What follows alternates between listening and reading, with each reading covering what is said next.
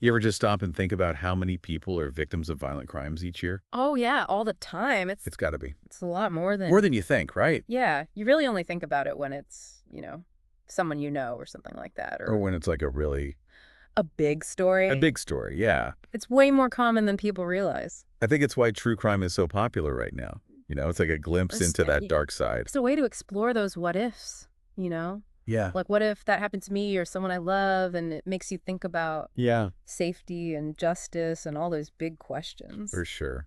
For sure.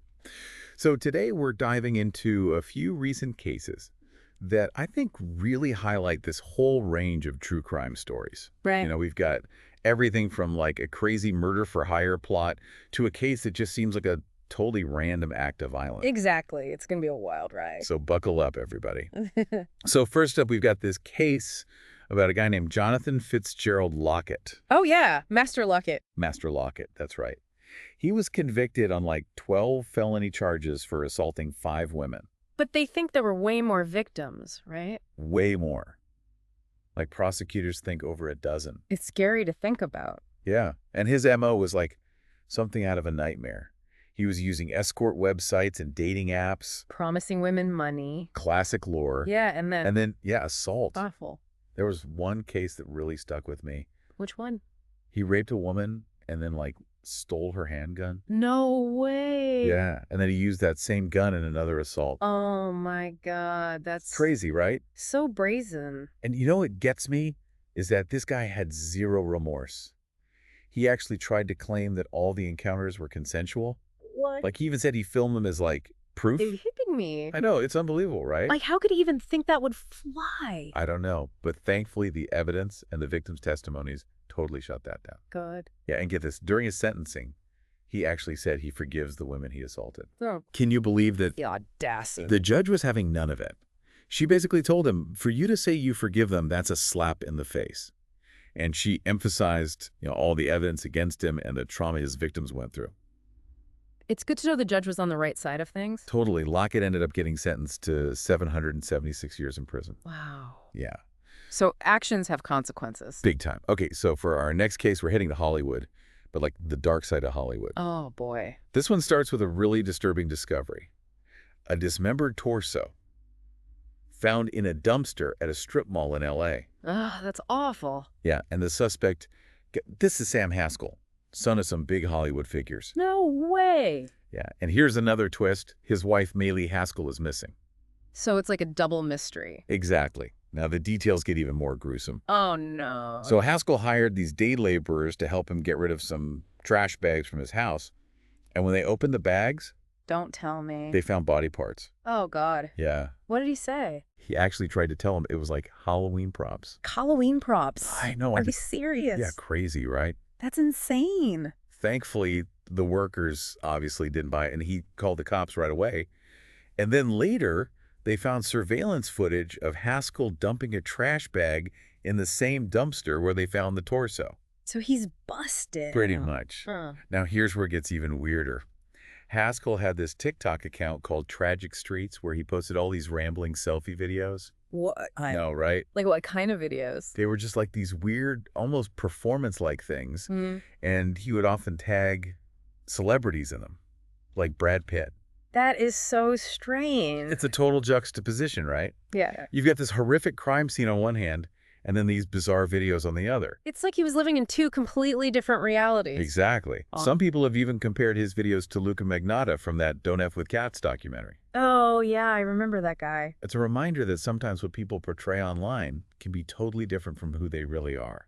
For sure. And just to make things even more complicated, Haskell also had an Instagram where he was like showing off his fancy lifestyle with the hashtag rich kids. It's like this crazy mix of privilege, disturbing content, and then this violent crime. It's definitely a head scratcher. Yeah. So this case has obviously captured a ton of attention. Yeah. And there's still a lot of unanswered questions, like what happened to Maylee Haskell and what was Haskell's motive? It'll be interesting to see how it all plays out. Okay, so now let's switch gears a bit and talk about a case that starts with what seems like a minor incident. A fender bender in Roseville, Michigan. Okay. The driver was a 20-year-old named Stephen Lee Freeman. He was driving this blue pickup truck when he got into the accident. Hmm. But instead of sticking around, he took off. Hit and run. Yeah. About 30 minutes later, the police made a horrifying discovery. They found the body of 62-year-old Gabrielle Seitz in the bed of Freeman's truck, hidden under a comforter. Oh, my God. She'd been strangled with a shoelace, and there was evidence of sexual assault. That's terrible. Yeah, and what makes this case even more disturbing is that Seitz and Freeman were total strangers. So totally random. Prosecutors think Freeman broke into Seitz's house while she was out, and that when she came home, they got into some kind of confrontation that ended with her death. That's terrifying to think about. Yeah, it really is. Yeah. You know, you just never know what can happen. You really don't. Now, Freeman's lawyer has said that he struggles with drug addiction, which raises the question, can addiction really explain something this brutal and callous? That's a tough one. It's a question that comes up a lot in these kinds of cases, trying to understand the role of addiction, mental health, all of that. It's complicated. Yeah, it really is. But I think this case just highlights that unsettling reality that sometimes horrible things happen to good people, seemingly for no reason at all. It's a hard pill to swallow. Okay, so for our last case today, we're going back to 2014. This is a case that has just captivated people for years. It all started with the murder of Dan Markel. I think I've heard of this one. Yeah, he was a well-respected criminal law professor at Florida State University. He was found shot in the head in his garage, and there were no signs of robbery. So targeted. Right. As the investigation went on, they started to uncover a possible motive. Markel was going through a really messy divorce and custody battle with his wife, Wendy Adelson. Who was also a law professor? Yep, at FSU. Wow. Yeah. So obviously their separation immediately raised some red flags for investigators. Small world, huh? For sure. Makes you wonder if it was more about the academic rivalry or the personal stuff. Right. Like, was it professional jealousy or just pure bitterness over the divorce? Maybe a little of both. Yeah, maybe. So fast forward to now, and we have this whole web of people implicated in what looks like a murder-for-hire plot. It's crazy, right? It's like something you'd see in a movie. Totally, except this is real life. Yeah, with real consequences. Yeah. So we've got Charlie Adelson, Wendy's brother, Right? Catherine Magbanua, who was Charlie's girlfriend at the time, Okay. and then the two hitmen, Luis Rivera and Sigfredo Garcia. So they're the ones who actually... Yeah, they carried out the hit. Catherine Lewis and Sigfredo have already been convicted for their roles in the murder. Wow. But it doesn't end there. Charlie Adelson just went to trial, and his case has brought to light some really shocking new details. Like what? So they've got all these wiretap phone calls and text messages, Juicy. right? And they seem to point to a much bigger conspiracy. Bigger than we thought. Yeah, potentially even involving Donna Adelson, Charlie and Wendy's mother. Oh, wow. So the whole family might be involved. And there's even speculation that Wendy herself could be implicated. No way. Yeah, it's crazy, right? To give you an idea of how deep this goes, there's this one wiretapped conversation between Charlie and Donna where they're using all this coded language. Like what kind of coded language? It's hard to say for sure what they're talking about, but it's definitely suspicious. It makes you wonder what else they were trying to hide. Right. So after Charlie's conviction, the prosecutor said that the investigation was still ongoing, and they wouldn't say whether other members of the Adelson family might face charges. So they're not ruling it out. Nope.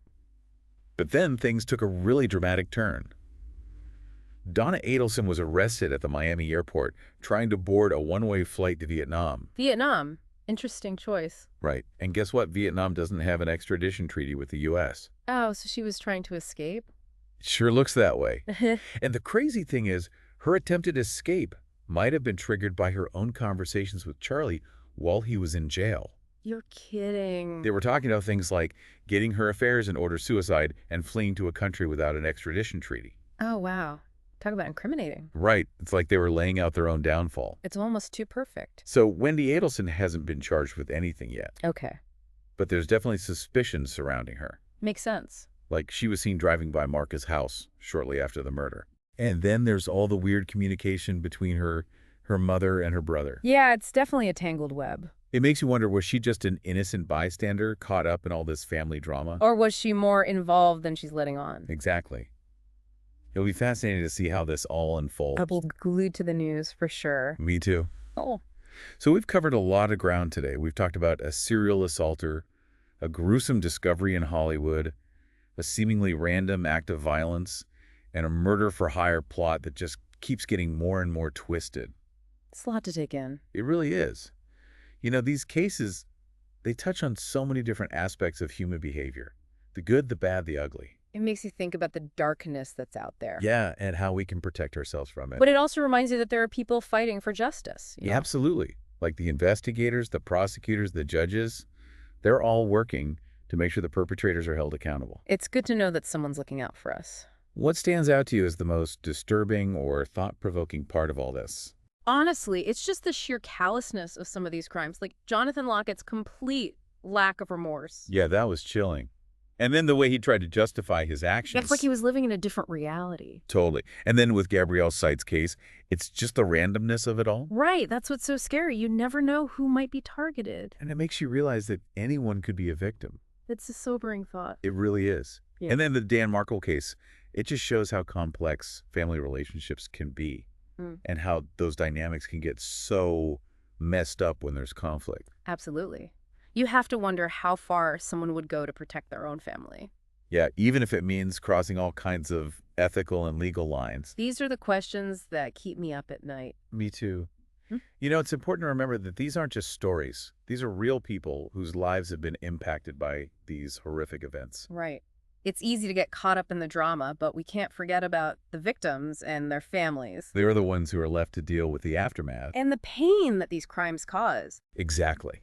So stepping back for a moment, I think it's interesting to look at the different motivations we see in these cases. Like, what are you thinking? Well, in some cases, like with Dan Markel, it seems like greed or power were the driving forces. Yeah, that makes sense. But then in other cases, like with Stephen Lee Freeman, there might be a mix of factors at play, like drug addiction, mental illness, who knows? It's rarely a simple answer. Right. And that complexity makes it all the more difficult to understand. So wrap your head around it. Exactly. It's like trying to make sense of the senseless. Which is impossible, really. pretty much. But even with all that uncertainty, I think one thing is clear. These cases are a stark reminder that we need to be vigilant. Vigilant about what? About our safety. About the people around us. You mean like being aware of our surroundings? Yeah, and trusting our instincts. Yeah.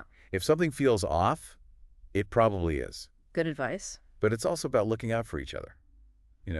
Like being good neighbors. Exactly. Checking in on our friends and family, being aware of what's happening in our communities. It takes a village. It really does. Mhm. And I think ultimately it's about creating a society where these kinds of horrific acts become less common. That's the goal, right? Absolutely. Well- Not out of fear, but out of a shared commitment to compassion, understanding, and a belief in the good in people. I love that. It's about choosing to be part of the solution. Even if it's just a small part. Exactly. It's about making those small choices every day that add up, Yeah, like a ripple effect. Exactly.